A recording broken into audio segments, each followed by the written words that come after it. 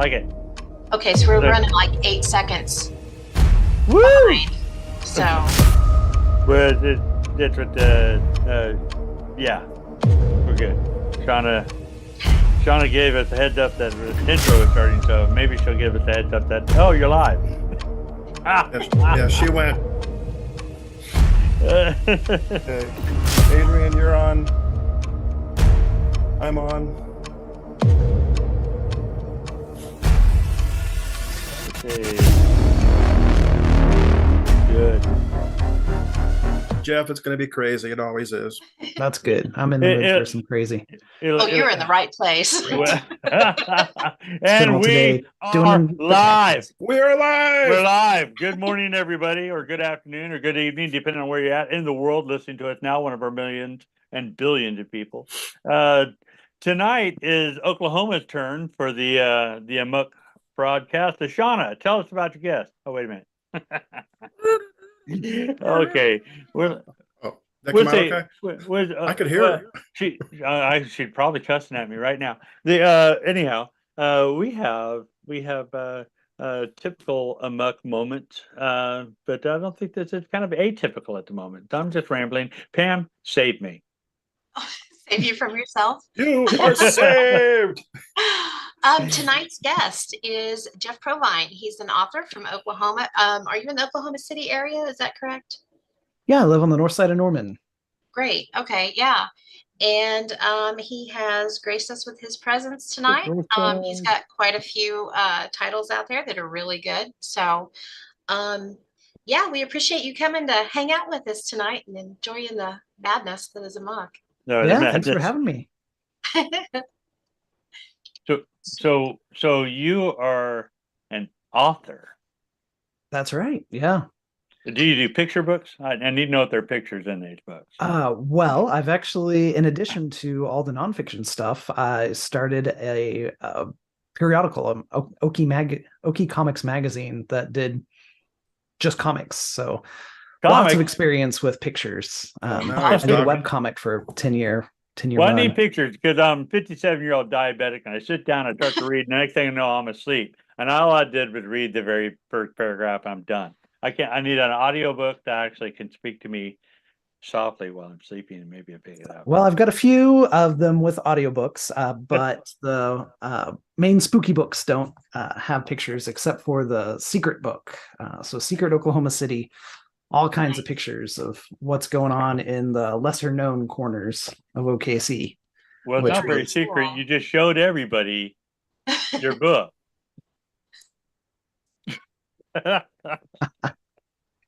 No, it's pretty cool. But why do you write? Is that just something that you've always done? Yeah, I just like making stuff, so I also do a little bit of sculpture and the comics and just whatever sounds like a cool idea. Yeah. So I spent this past weekend at a board game convention, so been making board games all week. Yeah. Wow. I didn't know you sculpted. That's really cool. Yeah, it's been a while. I haven't done anything big in a long time, so just lots of little miniatures. Now, you said you were making boards. Are you creating games, or are you doing art for some of the boards, or what do you mean? Explain that part. So everything's in prototype right now, but the doing design for several different games. I guess the most pertinent one is a haunted house game. So it's called a Press Your Luck, where you roll dice and you're trying to decide, do you want to still roll or back off and let other people have a chance? And the theme of the game is everybody's trying to escape a haunted house as fast as possible. Wow. So, that sounds great, actually. Kind of a board. So they gave like an really escape room on a board game. I love that. So you've always been creative. Oh yeah, always making up stuff. Which, going back to writing, I used to make up stories even before I could write, and I would have my mom sit down and write them out for me. Oh, really? I assume she did. I couldn't read them at the time. They're probably in a box somewhere. That's awesome. No, that'd be great. I'd want to get those things because I'm like, oh man, it might stir something up deep inside you. So no, that's cool. I have all these ideas but I can never expand on those ideas. You know what I mean? Oh So yeah. it's like I'm when it comes down to writing, I'm good when I get to like I write down everything that I want in a novel on my first page, and I'm like, I need to make that. I need to stretch That's that right. out a little more. At least 3 or 4 pages. If only you yeah. could write a synopsis. Yeah, Yeah. exactly. That would be great. I'm a master of bullet points. There you go. All right. Well, with the We're new getting- ChatGPT and other AI systems, they've got some possibilities with that. So you can I'm take very, those bullet point I'm very, ideas.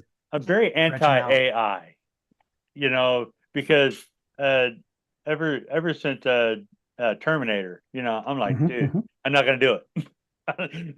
They're not gonna know me. So my comfort is they're really not good at it. They need a lot of help. They So, do, yeah. I've seen some of the things go Yeah. really awry.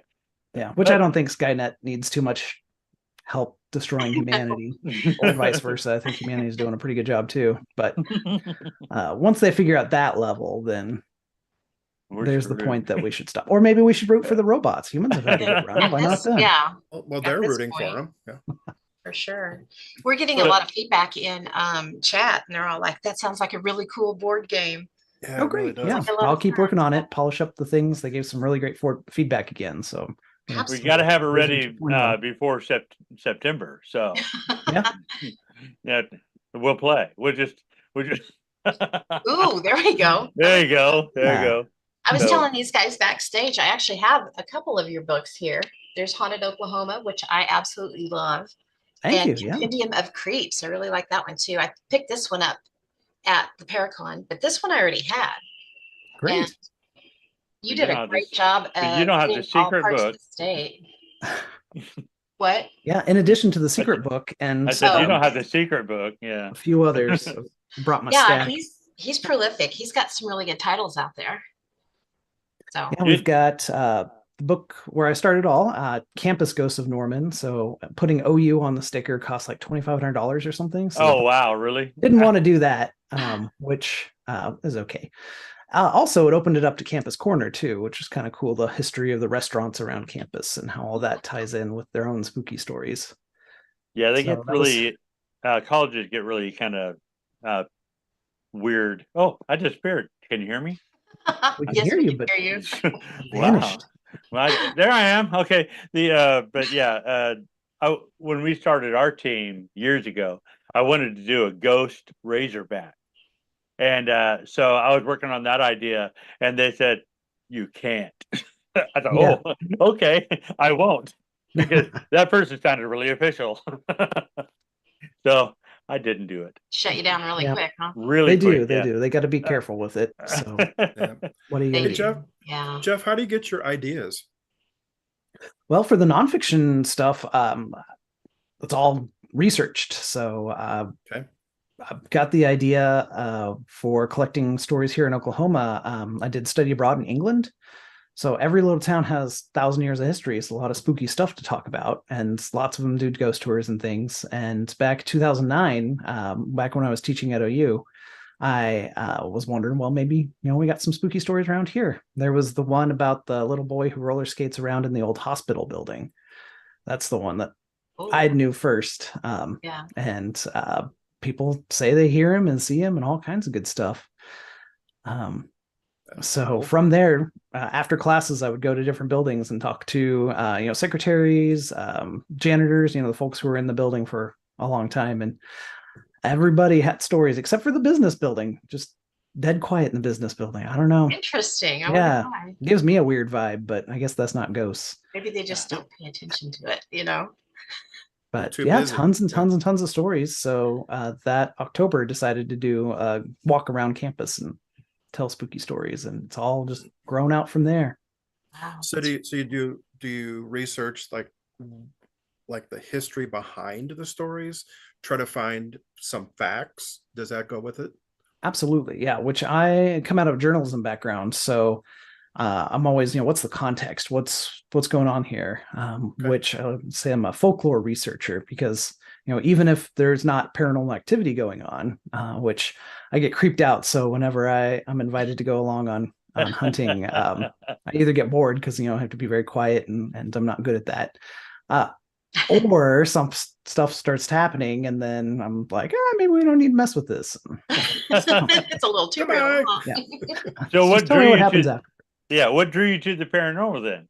So I don't know. It's just always been interesting. I think what really draws me to it is like, what are the rules, right? So why are some people ghosts here? Why are not? What's all going on here? Years ago, I talked to one paranormal investigator who we were just chatting and said, well, there's no such thing as ghosts. And I stopped because like we're in the middle of going to an investigation. I said, well, what do you mean? And he explained that they're all demonic entities per kind of trying to persuade you that they are human spirits, which is an interesting perspective and raises about 1,000 other questions. So yeah, it's just kind of that figuring out, what's going on. Why is this the way it is? Yeah, no, I get that. I 100% disagree with that. But anyhow, I think they like Tina, she got into the paranormal because she had raised it and watching spooky shows and stuff like that. So I didn't know, were you watching spooky shows when you were growing up and it just always just did that, or felt that pretty way? much. I mean, again, the what if factor, like, so if this is true, what does that mean for these things? So same draw with science fiction and mythology and everything. It's just, what are the rules if this is a given? Yeah. And then going back to what Ken was asking about, researching the facts, like, if this is this little boy, like, who is he supposed to be? Why is he there? How does this all work? Yeah. And is so he just a story, or is he real and then expand right. upon? Mm-hmm. Yeah. Yeah. So that lots was a of mental interviews. that was a mental telepathy question that you just answered. Yeah. I was just asking, I wonder what the story is behind that, and you just popped right in. Go ahead. I'm sorry. No, it's great. Tell us more. We got this connection going. So lots of interviews, lots of digging into newspapers. Find a grave is really useful. I actually found his grave over here on the north side of Norman. So wow. Fantastic. Yeah, so he was a real boy that you found. Yeah, Robert Green, Bobby Green. So got hit by a car outside of his grandmother's house in 1932 in Oklahoma City, and they rushed him down to the hospital here in Norman, where he didn't make it, and took the body off and had services. But apparently he's still up there playing around with stuff. And what used to be the old surgery ward is now a conference room. And with the big story going on, and everybody's got stories of lights flickering on and off and stuff moving around their office and things, they leave out lots of toy trucks for him to play with, which the skeptics say, it's just a story. But people swear up and down, that's not where we left that fire truck last meeting, and like nobody's been in here since then. So what are you going to do? Interesting. Yeah. Well, we have a building here in Fort Smith, and can investigate it because it is an in-use nursing home. But way back in the day when the place was originally built, it was a TB sanatorium here in Fort Smith on Wildcat Mountain, and there was a children's wing, and that wing is constantly get complaints from the residents currently. Asking for people, could you tell them children to be quiet? Could you keep the children out of our room? And the nurses over there said, if it was one person said that, then I'll just blow it off. But it keeps happening. And it's funny because they talk about the same children. So that's pretty wild. So that's always my favorite when you which my rule of thumb is, before I record anything, I want to hear it from 2 independent sources. So I keep journals of everything people tell me, and then piece things together. Like, since we're talking about OU already, our first mascot, Mex, his little Boston Terrier dog from 1916 to 1927, and originally his job was to scare the snakes and wild dogs that would come onto the field during games, keep them away, which is a big change from today's giant stadium. Sure. Got to start somewhere. And after that, he was a good luck charm. They trained him to bark and howl every time there was a touchdown and a kick. And they buried him on the 50-yard line so that he could keep coming to all the home games. Aww. And people have told me they can hear him bark and howl but I've never heard him during games because it's 180 decibels out there. Yeah, Yeah. too noisy. Yeah. So, but I've had students, football players, who said they were sitting there on the bench, they'd let their hands dangle down, just kind of cooling off, and they'd feel a dog come lick the sweat off their fingers, and they jump up saying, "What's a dog doing down here?" And no dog. So, Which gets me. You talk about it, you get kind of scared on well, not scared, but whatever, apprehensive on a hunt. Have you had an experience? I've had a couple of things. Also on OU, we've got a cafeteria where there's a dumbwaiter going from the main floor down to the basement, which was used for storage. And 1986, there was a kid down there trying to climb in the dumbwaiter to ride it up to the next floor because that's what you do. But he didn't fit, and it started moving with his head still sticking out. Ah, No. Oh my God. Yeah. that's bad. That hurts. Yeah. So, and he's still down there messing with stuff. And a few years ago, I was down there with OU Webcom. We were recording little snippets for Halloween. And I heard it, and the lady with the sound system heard it, and the guy with the camera said he never heard anything. But this guy's voice from the dumbwaiter distinctly said, "I meant to catch it." Oh, Wow. and you heard that. Interesting. I heard it. Yeah, we both heard it. And we looked at each other, and the guy with the camera said, "What's wrong with you?" And so we wrapped that one up pretty quick. Wow. You pulled a Scooby-Doo and just ran out of there. And then I just missed seeing a ghost at the Stone Lion Inn in Guthrie. We were there doing some podcasting for the Tales Unveiled podcast, which I did with local filmmaker Dennis Spielman. It's a narrative podcast, so it's all about this kind of story mixed together, but real interviews with the sites. And the story there is that the little girl will lock doors on people, and like the house caretaker. She'll open doors too. Oh, great! Yeah, okay. Yeah, she'll open doors too. I have an EVP of that. Oh wow! I sure do. Fantastic. Yeah. And we actually got several EVPs. We investigated there years ago, and she liked monkeys. She makes monkey sounds, and I got a very clear EVP of her going mama. So wow. Yeah. I'd play it now, but I don't know how to do it. Okay. So do you focus pretty much on the Oklahoma sites? And it sounds like you do a lot of stuff at OU. Yeah, which just being immediate local makes it a lot easier to do a lot of the interviews and things, which for the Haunted Oklahoma book, I had it all mapped out. I was going to do 3 big road trips, just make big arcs through different parts of the state. And that was March of 2020, so that didn't work out. Had to do all my interviews via phone. But that tanked quick, didn't it? So still lots of good interviews, and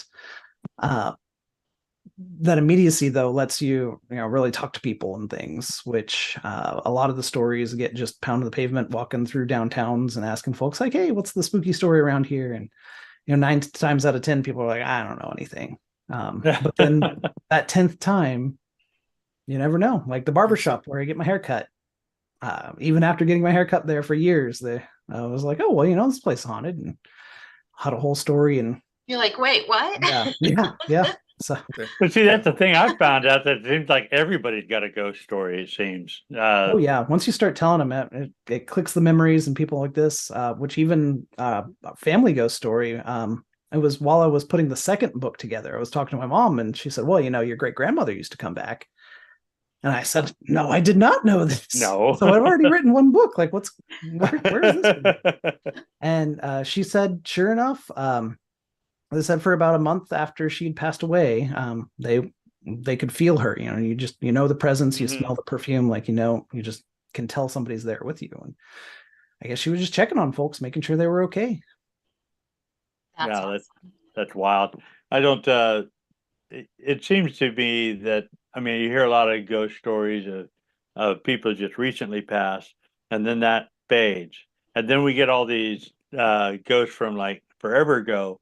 I'm waiting for the ghost from like the 80s with the big hair, or the 70s with the crazy suits. That's what I'm waiting on. I'm waiting for the disco era to come back, and do the John Travolta haven't seen that one yet. Sidewalk. We should be getting close, You probably think? another couple years. So do you focus pretty much on ghost stories, Jeff, or do you also go into other paranormal topics like UFOs, aliens, cryptid, stuff like that? So lots of cryptid stories for sure. That's Okay. that's been a big take. So we're all Bigfoot country. So there's Yeah. lots and lots of stories. Honeybee is just a few miles down the road. Lexington, talked to some guys. The Windstar, no, not the Windstar, the Lucky Star Casino, where they had the video from the Bigfoot going in and eating out of the grease trap. So yeah, just all kinds of interesting stuff. And I've had a lot of people who had no reason to lie, never lied to me about anything else, and just sit down like, here's what I saw when I was 16. Like, I remember it like yesterday. You know, that's something interesting. I don't know if you've run into this, but I know in our area, we're kind of in the Bible Belt, which you are too.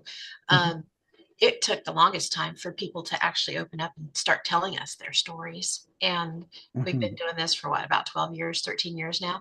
And we're starting to all of a sudden get an influx of stories, which is really cool that they've just been sitting on for a long time. Yeah, that is very cool. Since especially a lot of them are, just oral stories, like stuff that happens and no reason to share it until you start telling stories, and then you do.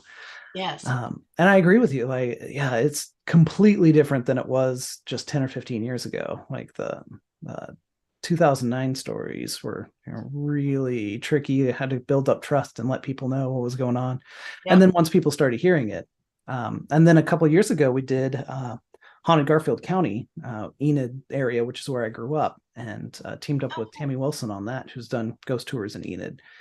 And even though, like, I'm from here, we know people, like, we know there's a ghost tour and all this, a lot of people are real hesitant and had to, kind of get comfortable before they'd really share their experiences. Well, because sometimes, I mean, I know my story and I know what I saw, and that was in Oklahoma too. It's in McAllister, more, you want to lean cryptid, but to actually speak that story, to tell people, even as a paranormal investigator, I still feel like, wow, I sound like an idiot because this doesn't fit in the natural realm. So it's one thing to talk about ghosts. People are like, okay, and a lot of people, like I said, a lot of people have a ghost story, but when you talk about seeing a creature, yes, that's something really different. So yeah, I can get it, even because you're gonna think I'm crazy, but yeah, which, I mean, you got to trust your senses. I mean, draw a line when something gets suspicious, but still, a lot of people are a lot of people are reporting the same thing, so something's going on. Which lately I've been really fascinated by the interdimensional traveler, and that's just kind of a spacesuit, which I don't know why you would have a shaggy spacesuit, but like, that's a cool idea. So maybe so. Which, speaking of UFOs, then too, this is big UFO territory. We had thousands of witnesses up in Oklahoma City in the 1920s watching this light. And, is that like Hefner? Is that which one? So, well, it's been torn down now, but it's the old Bellevue Park. Okay. Class and Curve now, but people were out boating and picnicking and stuff, and they saw this light, and it hung over, and people watched it, and they were like, well, it's a hot air balloon. And like, well, it's going 120 miles an hour, and like, it's not a plane, it's too high. A really fast balloon. Yeah. Jet stream. Or here in Norman, Dr. Carson, who became Dean Carson over at the engineering school, like, he and his buddies, they were all having a barbecue Sunday afternoon and saw something, and they charted it and drew it. And I mean, Tinker's up the way, so yeah, maybe it was something they saw from them, but doesn't match anything that would have been experienced. What a great person to have seen it too, so that they could be able to chart it and really nail it down. That's cool. Yeah. I want to talk a little more about this interdimensional travel thing you're talking about. Okay. Act like I have no idea what you're talking about. All right. Well, from the fellow who explained it to me, he took it from parallel universes. Yeah.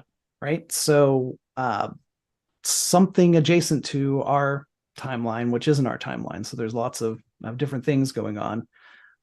Explorers slip through, so travel between the dimensions to be able to be in a different realm of possibility. So come into our timeline, and they're just kind of exploring, taking a look around, seeing what's what. And then he told me that the best time to go Bigfoot hunting is during lightning storms, because all that electromagnetic disturbance will affect their cloaking devices. So you're more likely to see them. Which there's a lot of thought going into this, and I don't know enough to argue with you. So I'm I kind of believe in I believe in different dimensions. As a Christian, I believe that the heavenly realms are in a different dimension, and angels and even Jesus himself would one moment they're not there, one moment they're there. It's not like they just flew down. Here I am, because you would have seen them fly down. They boom, now they're there. Holy cow, there they are. Holy cow, that's a totally different religion. I'm sorry, didn't mean to mix them. So I believe in that. But I don't know about like Hat Man and stuff like that, and people talk about how they step into this and that. I don't know, because then you start thinking, okay, well, are they dimensional? Are they time travelers? Or is that really a thing? I don't know. So it's kind of weird. But I know some people think that's what shadow people are, and they're dimensional beings, and I don't know. To me, I just always thought they were ghosts. It's an interesting theory. Yeah, it is an interesting phenomenon, and it's great to have theories that are just not the canned theory that everybody has, that you've heard on a TV show somewhere. So that's what I like to hear. I like to hear it, but I like it. What? So this is more into the quantum realms than we're talking about. Basically, sounds like to me. Yeah. The plates, all the different things, and so they wonder if the dimensional realms, and if they're dimensional realms, are they copies of this realm? Or are we talking about a different Earth? Or are we talking about a totally different location? So, and I think a couple of weeks ago, I don't know if it was Pam, you brought this up, or one of the guests, that it might have been Mike, talking about the future us coming back as far as time traveling. There's a future me to give us messages, or what? Well, it could be my future, or a future me, but maybe it's a future great grandchild. I don't know, whoever. But somebody from the future actually coming back and try to give us messages or whatever too. So that's a whole nother avenue that we can even look at. That's what I say. So you talk about going down a rabbit hole. When you start talking that stuff, there's so many different what ifs that you can go. So I'm a believer, but I'm such a skeptic that I have a hard time believing something I haven't encountered yet. And so because I didn't believe in ghosts, not at all, until 1999. So it's been a crazy last 25 years. I've witnessed a lot of things and got more questions than I had. Yeah. World on its ear. For sure. No, it's cool. Yeah. Yeah, now I got my mind racing with all the temporal dimension versus spatial dimension. Yeah. All this stuff. Give me some ideas for your next book. There you go. Yeah, if you take that just snippet of, if you need some help, let us know. All that what if. But isn't that how your books start? That's right. Yeah. You come with an idea, and then you just like a problem you have to solve. It's in your head. How does this affect everything else? No, I get that. That's cool. I really wish I could do that. I think it's great that you're gathering up all of these interviews and things and getting it down just for posterity, if nothing else, so these stories don't die off with people, and that they're told in their original form from the original person too, Yeah, absolutely. Which on the academic side, that's the real excitement about it. Because otherwise, people, if they don't tell them, then it's just going to disappear. It does, and it gets twisted. It's like a game of telephone. By the time it gets to the other end, it's going to change. Yeah, which is always good about hearing the same thing from multiple sources like that, and knowing that there is some kind of kernel of something we're getting down.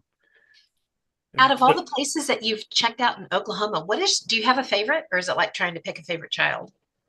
Favorite. I have a favorite kid. I don't know why people say that's hard. It's just most people won't admit it. Say it. Tell me. Yeah. Oh gosh. Favorite. Well, I guess the old hospital on campus certainly a favorite because that's where it all started, and that's such an active spirit, and it has such a big story behind it. And then it's also kind of heartbreaking because like he shouldn't be here. He's, you're just a kid. You need to move on, like so forth. And told one of the paranormal investigation teams that he was waiting for his mother. And like, dude, she passed away like years ago, back in the 70s, I think. So I don't know what's going on there, but could just be a demon masquerading, in which case there's a whole story there. What's going on? And oh yeah, you can go, and once again, you can go down a rabbit hole on that too. So yeah, it's pretty wild. We get I've got over the years, I've gotten so many child EVPs, and that's what a lot of people go, well, why? Why are they here? And so, well, I've got my belief. We'll see what happens when we reach that other side. I don't know. I'd just say that was their favorite. Probably they're coming back as their favorite age. That's what the way I kind of look at it. So, because it is sad, but at the same time, it's exciting, to hear these voices, either, disembodied voices or picking them up on a recording. It's still fascinating though. I'd come back at 15. I think that was a great age. But I I'm not gonna go there. Go ahead. Well, I saw that look on your but face. all your EVPs would be like, "It's totally rad, man." I'd be, like I said, I'll talk about that earlier today. When I was a kid, where I was raised was not far from the time frame of the whole Valley Girl and the Bill and Ted and the way they talked, and that was my stuff. So Totally come back. Yeah, that was it. Oh I'm gosh, old. gag me with a spoon, man. Stop. peak humanity right there. I tell you, it was a fun time. That's all I can say. So, Jeff, can you tell us a little bit about what books you have written and kind of introduce them to everyone? Sure thing. So I'll bring my visuals back out. So we started off with Campus Ghosts of Norman, so which was the first book that spun off that ghost tour, and a lot of stuff about campus and Campus Corner, which they just have so many people coming through the years. I think, like you were talking about, you're dead, so I guess you got a lot of time on your hands. So you come back and see how things are going. And a lot of the old dormitories and things have a lot of stories about stuff popping up in EVPs that you can trace back. If they'll give you your name, you can like look them up in the yearbooks and things. So that was a lot of fun. And then off of that one came Norman. Since I was doing so much research, Cleveland County just was next door, so we just kept adding to it and pitched it to the publisher, and they said, yeah, we got all this true crime for the Lover's Lane murders back in the 70s, where this couple went out Lover's Lane overlooking the river and never came back. And so they went out and found him in the trunk of the car, all shot full of 22 holes. And yeah, that could be a whole book in itself. In fact, somebody has written that's just self-published Amazon book, but it's pretty cool. A lot of interesting research, and probably be a lot more interesting once a few people who pass away or find out that somebody else has passed away, so they can give their full things.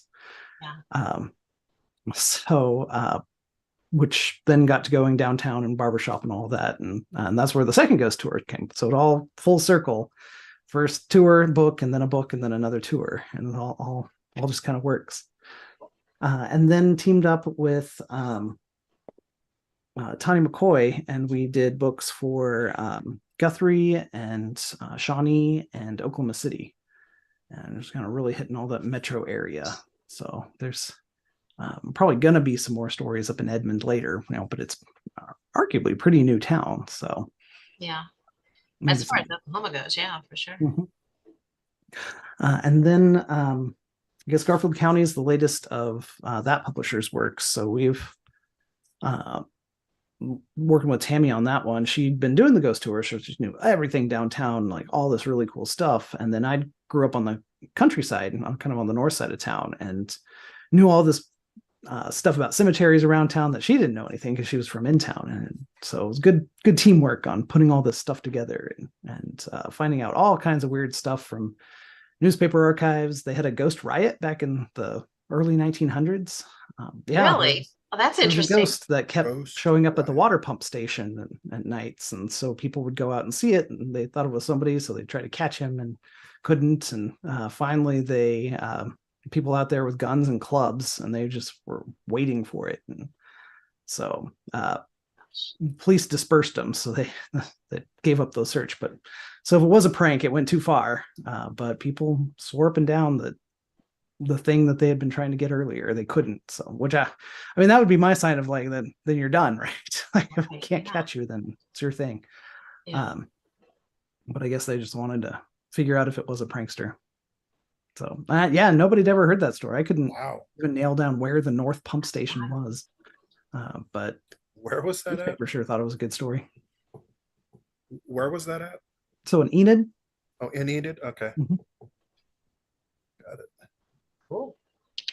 Wow. And Yeah, that's you in never one know of what your you're gonna books. find. So that's now I in- need to figure out what's going to be next. I mean, there's so many more books that could be written, and it's always great to team up with somebody because you get their perspective in there too. Absolutely. Yeah. But What did Jessica ask? Said, "Have you written a story that scared you?" oh wait, say what?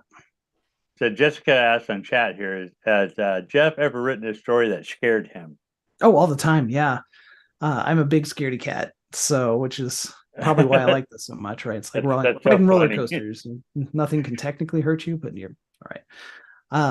And then also do a lot of writing after dark just because that's when the house is quiet and can focus a little bit. So it's dark and everybody else is asleep and stuff starts getting real creepy. So All you have is the glow of your monitor. There you go. You're funny. You're like the person who watches a scary movie like this. You think? Yeah, that's me. Yeah. Yeah, the scene in The Ring where the girl comes out of the TV and goes after the guy. Never seen Yeah. it. I've watched the movie 6 or 7 times, but I've never seen that part. So I've always It's like that are just really creepy. Yeah. I'm not a huge fan of them either. I'm really not, which is funny because I love ghost hunting and everything like that, but I'm not a huge fan of some of the creepy stuff. So have you had any of these spirits that let's say you've encountered at places, even though they're kind of, startle you, I'll use that word. Have you ever had any of them actually interject while you were writing and actually written down what you were perceiving from, let's say, one of them? not personally. Like they I'm gave not him very ideas. Yeah, exactly. Yeah, I'm not very sensitive at all. So I usually miss out on stuff that other people pick up on. So Okay. while writing, not very much. I guess one that did creep me out story, to go back to that, the famous library ghost at OU. So which every library's got a good ghost, I guess. And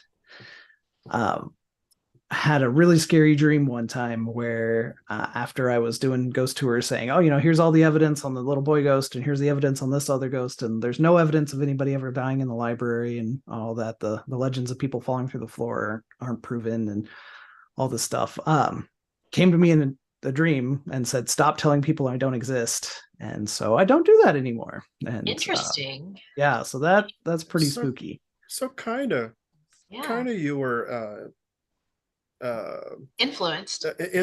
Thank you. Influenced by the other side. Yeah. That is interesting. That is. So, which a lot of the ghost stories, I guess, aren't super. I mean, they're more creepy just because what's going on, but like there aren't a lot of ghosts who are specifically mean or harmful. Most of them are just kind of hanging out. A lot of friendly ghosts, I guess.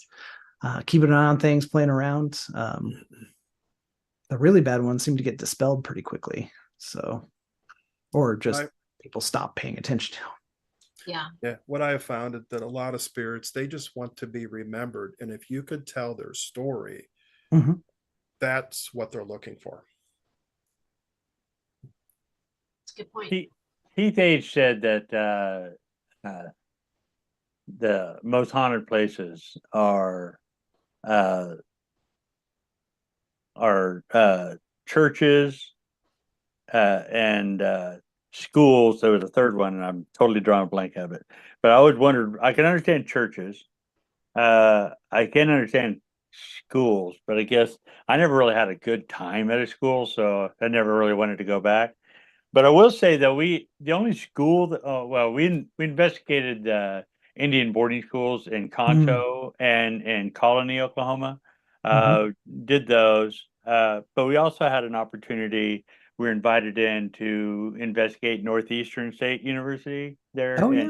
in Tahlequah, Cool. Tahlequah, Mhm. yeah. And that was a cool place and had some weird stuff going on there. Oh Never did yeah.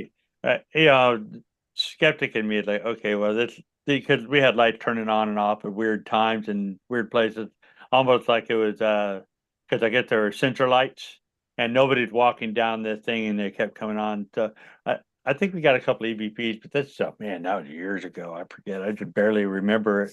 I remember the place though. It is neat going through those big buildings. So Oh yeah. Yeah. There needs to be a haunted Tahlequah. That whole town's got lots and lots of history. well, yeah, Oh yeah. yeah. But yeah, that was the only active school we ever had an opportunity to investigate. And that was fun. I've investigated quite a few of them, including over about a 4-day period, Central Methodist University, Oh wow. which is not too far from Columbia, so, Mizzou. And but I've also investigated Madison Seminary, which is up in Madison, Ohio. A lot of smaller schoolhouses, you know, community schoolhouses, you know, small towns or whatever throughout Missouri and even Illinois. And I'm constantly getting uh, crazy stuff. You know, most of it is, I guess, EVPs as opposed to disembodied voices, but we've heard some disembodied sounds. Mhm. And on the one place we were at, it's a museum now, and we kept hearing this tapping sound, and it was up by these glass shelves, you know, glass enclosed shelving, and but we realized that right behind the shelving was an old chalkboard. Hmm. And we're sitting there across the way. We're just asking questions. It's quiet. All of a sudden, we hear tap, tap, tap, tap, tap. Eh, And I see this shadow in the corner. It's basically, I'm thinking it was a nun and she was writing on the chalkboard. And every time she hit that chalk, it would tap. Mhm. So, yeah, they are fascinating places, and usually it's good stuff. You know, it's not harmful or terrible or anything like that, but a lot of activity. Oh yeah. Yeah. Which I like. Was talking to someone about haunted hospitals and how many of them were, Yeah, and she mentioned, well, it's usually the Hospitals staff. was the third one. hospitals. Hospital. I was going Yeah. to say, and prisons. Yeah. Which a Duh. lot of hospitals do not Well, want to talk about their ghosts at I don't all. know. I rarely think of medical things. Yeah. No. But yeah, lots of times it's Sorry, just the staff I'm a still coming medic. to work. Well, yeah, and the school had both, had the Mhm. hospital inside the Yeah, school. which reminds me of Mount St. Mary's here in Oklahoma City. Okay. So old school, 120 something years old now. And the top floor was all dormitories back when it was a dormitory school, but now it's easy to get around. So those are all storage. And they, for new students coming in, the older students would take them up there and tell them the spooky stories about the nun who wanders around and scare everybody because it's what you do. And guy was telling me a story when he was a teenager there at school. He was going with his buddy, and his buddy sneaked ahead and went in one of the closets to hide in the room, and he was going to jump out and scare everybody. And as they were walking down the hallway, everybody was getting kind of spooked out, and he was really excited. And then his buddy tears out of this room screaming and just sprints down the hallway through the crowd. And I was like, "What's going on?" And so they were surprised but not scared like they were supposed to. And later he was like saying, "Hey, why'd you ruin it?" And he said he was sitting there in the hallway and he felt this hand grab his shoulder, just like a mother superior would saying, "Are you sure this is what you want to be doing with your time?" There you go. And he was a top-notch student after that, whenever he was anywhere on campus. After he That's cleaned his hilarious. clothing, right? That's funny. Oh my, that's crazy. That is awesome. Yeah, schools and hospitals and like I said, Hotels and jails. theaters too. Yeah. Yeah. Exactly. Anywhere Yeah. where there's a lot of emotions, I find. Mhm. Yeah, I get. Mhm. I'll concede to that. I'll do that. Yeah. And a lot of it could be residual, but Mhm. a lot of it's not, because you can communicate with some of them. So you said you've been doing this since you said 2009. Were you doing it before that, or that's when you Before that was just kind of soaking it in. I wasn't doing any research on reading or interviewing or anything on my side. It was all just reading, whatever haunted books were on the library shelf or people got me for Christmas and things. Well, I mentioned Colony, and that's kind of out your direction. So little well, Concho, I mean, not Colony, it's way out. Mm-hmm. Concho. So did you ever get out there? Did you go check I that haven't. out? No, I've talked to lots of people who've been there. All I mean, that- I've driven by it several times, but Yeah. lots of good I stories. guess the school has all been torn down now, and they rebuilt more stuff on it. It's a different area. Well, we went out there and investigated a couple of times, and it's on a show called Soul Catcher at Booth Brothers Film. But we it was pretty cool to actually. That was my first investigation where I really got into not just ghosts, but the Native American side. So do you ever go down that route at all? Very rarely, which is kind of weird for where I'm situated. So I had a lot more with the Haunted Shawnee book, with a lot of the Shawnee and Potawatomi tribes, folks sharing their stories and ancestral things. Heard quite a bit about the 101 Ranch with a lot of the folks who went on the 101 show and just kind of stuck around the ranch, I guess, kind of big metropolis and so forth. I guess my favorite stories over at the cemetery just west of Enid. It's not Mino. It's the other one with the glowing headstone. Well, I've got the book. Why am I not looking it up? You got the reference. I have reference material right here next to me. Don't need to remember anything. You don't have to remember anything if you write it down. That's right. A.M.O. There we go. I knew there was an M in it. Getting dehydrated is what the trick is. A.M.O. Cemetery. Oh, okay. Pizza place. So which is famous for its glowing headstone. Okay. Which is very easy to be skeptical about because there's a lot of granite headstones and then there's a couple of marble headstones. So like they will glow because you just stand in the right direction and that's where the glow comes from. But just a couple of weeks ago, I was talking to a fellow who no, it's not reflection. Like it's this weird kind of yellowish, greenish color that you wouldn't see otherwise.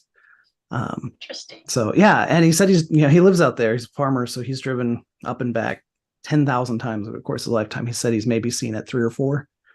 It's just for whatever reason. Yeah. But the story that I learned about it that I had no idea beforehand was the reason that the cemetery was set aside there, because it's weird because it's kind of set far from the back. It's not in a corner like where it would, was that the farmer who owned the property made it a cemetery because there was already an Indian burial ground. And they say that to this day, if you go there, you keep going past the cemetery toward the trees, and you'll start getting EVPs in languages that you don't know, which the story or one guy was sharing me with ones that he had gotten, and he didn't know any native languages. So it was just strange sounds to him, but he got in touch with folks and they said it was Kiowa. And that makes sense because there would have been a lot of Kiowa folks for a long time running up and down.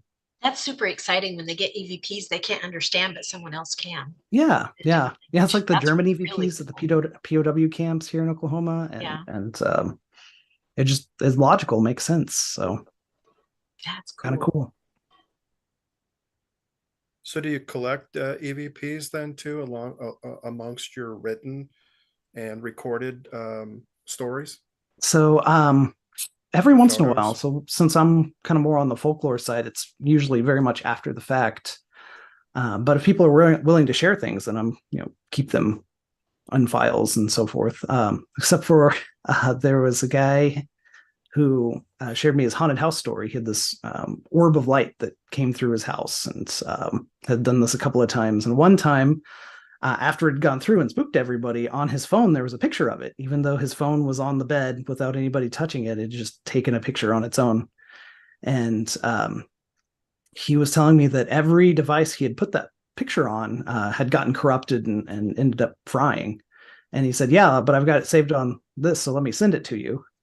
And I said, well, give me a second. And so I have it on a Google folder somewhere, so it can trash Google servers. I've never put it on any of my devices. So which I guess worked. I've heard those stories before. Yeah, I've actually been recording live, both audio and a visual, and watching it, hearing it, because I have my headphones on, plugged into the recorder, and I could hear it all. And then when you go back to listen to it, it's nothing but blank. Yeah. Or the audio it's there, but it's nothing but blackness, and you were sitting there watching it. And it can't be that you had a cap on the lens, because it was a single lens reflex, or I think that's what you call it. You're looking right through the lens, and it's like, no, I'm watching this happen, but all I get is blackness. That, I think they have a way of controlling things, and I'm not sure how. Yeah, that's the thing, is there's so much we don't know, that we're just barely getting little bits of information, and sometimes that just makes it all the confusing. But we've had things that we've had multiple people witnessing and have a video camera on it, and then we watch it and there was nothing on the video camera but our reactions. And I'm like, well, I can't put that to the world, because then I'll look like look crazy. Look, do you see that? No, I don't. But no, so yeah, it's funny with what the eye can pick up versus what the digital media can. So I think we're designed a little better than the electronics. I think so. Hey Jeff, I know it's. I'm going to do Adrian here. It's starting to get towards the end. Yeah, we're getting close. The show. Yeah. How do people? It's my turn to ask. Yay! Thank you. Yay! How do people get a hold of you and find out what you're up to and what you're doing? And buy your books. Oh yeah. Check me out at jeffprovine.com, or if you're on Facebook, it's Facebook/author Jeff Provine. Got my books all listed there, as well as event notices for ghost tours coming up. So, which just this Friday we'll be doing a tour here in Oklahoma City, and then Norman's on Friday, Oklahoma City's on Saturday. So it warms up a little bit. Where they can come and get you to sign it and stuff like that. Oh yeah, I'd be delighted. I usually bring some books with me, so if you need one, I can get you right there. And wherever you get it, always happy to sign. Your own little personal Comic-Con. Hey. Yeah. I do a little ghost for you. Well, definitely keep us updated about your board game. I was going to say, when one of your board games going to be? When are they going to be ready, do you think? Yeah, well, I've got the rules be ready before well organized, so I'll work on getting some art together for it, and we'll see what we can come up with by fall. Yeah, you're going to be a border town this year? I'm hoping to. I got to iron out a little bit more of my schedule. That's my wife's birthday weekend, so we might be doing a trip. They could blow that off. I mean, tell her it's her birthday present. There you go. Oh, there you go. That's what I told her last year. I've got to be here. I'm sorry. Well, I hope you're there, because it's a good time, and I'd much rather buy the book directly from you. Oh yeah. What was I doing last year? I was lost, I think. I was in awe last year. It was my first time there. My head was kind of spinning around, but it usually is, because my ADDness struck. It was a lot of fun. Great chatting with everybody. It was a good time for sure. Right. So you said you got your stuff coming up all around, but you pretty much stay local. Do you ever travel outside of the Oklahoma area? Not too much professionally, anyway. Whenever we'll go traveling, though, always look up what's the local ghost tours, and so I've done ghost tours in Honolulu and all through South Carolina, a couple in North Carolina, just wherever I'm at, see what the spooky stories are. Honolulu was fantastic. The guy leading it was let's go. Just a bastion. It was the short version too. It was only about an hour and a half, and he said they've got an all-day version where you hop in a car and they drive you completely around the island and stop off at all these different points. And You can do your research and all this, and they have lunch for you. So next time you're in Hawaii, I went there I years would ago. recommend. I want to go back. Oh, Pam's back. Pam Pam's disappeared and then she came back. I thought that would rapture. She's the only nice one, and she went, and I didn't. It's sad for a minute, but she's back. Welcome back. No, that's pretty good. I've not been to Hawaii yet. So, but what about our A.M.O.K region? Arkansas, Missouri, well, you're Oklahoma, but Kansas, those four. Yeah. Let's see. Go do the Guthrie Ghost Walk. Tons and tons of great stories. They were saying they had 66 ghost stories, so they kind of shift things around depending on the season. And the Enid Ghost Tour with Tammy and Terry French's Tulsa Ghost Tours are fantastic. And then Fort Wichita down in the south part of Oklahoma. Highly recommend their tours. They do them in October. And so big Civil War fort and all kinds of frontier stories. And so they have routinely had ghosts on the tour. A couple of stories that stuck out to me. They had the story of Aunt Jane who got her head chopped off. She was one of the story tellers was there. It was kind of the last stop on the big round, and people walked off, and she got on the radio saying, "Hey, is anybody still down this way?" And they said, "No, why are you asking?" She said, "Well, I'm pretty sure I saw somebody without a head, so I'm just going to come on home." Oh, wow. I think I'm gonna leave now. Oh, wow. Yeah. And then That's another guy crazy. said guy had full Civil War cavalryman uniform on and was riding through, and he ran out there saying, "Hey, you can't bring horses in here. Like you got to take that back." And the guy just kind of paid him no attention and just kept riding on, and then went through a fence, just dissipated through it. And so he decided not to yell at him after all. He could go wherever he needed. And stay out. Yeah. Wow, that's crazy. That's How about neighboring states? Like I said, the rest of our states. You've been in Missouri or there are a ton more that I Kansas? need to go on. Okay. I mean, the Crescent Hotel is obviously one of Okay. the most famous ones, but that's just Okay. tip of the iceberg. I've also been told the Fort Worth, Texas tour is really good, and always open to recommendations on ones y'all know. It'll come. Okay. I know we have some friends in Joplin and Carthage area. There's the Kendrick House in Carthage. That's Lisa Martin with Dark Ozarks. They do that one. And they do a downtown Joplin walking ghost tour as well, which is a really good one. That sounds fun. Those are the two that I can think of off the top of my head. But yeah, there's some good ones around here for sure. Yeah, there's no shortage. And no, and it's interesting because every little town has stories. You just have to hit that right person, like you said, to unplug the dam kind of thing, get those stories out of them. Fun stuff. All right. Since we don't know what we don't know. 7:58, and sooner or later Shauna's gonna pop in and say, "Okay, bye-bye," click, and we're gonna be gone. So before we just go poof off the air, what do we got? Pam next week, right? Yes, Kansas is coming up next week, and we have Adventure Tours of Kansas is going to be here with us. They do tours not only of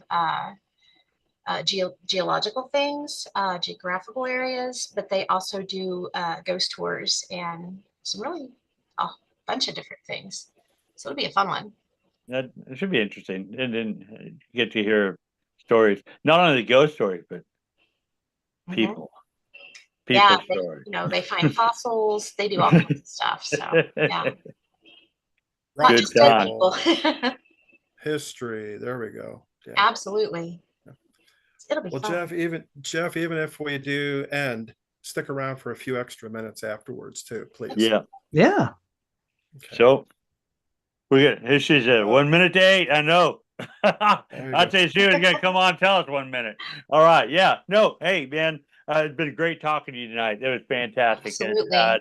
And yeah, I need to add to my book collection, so I'm gonna have to get a couple of your books. Cool. And then, Sure. that's it.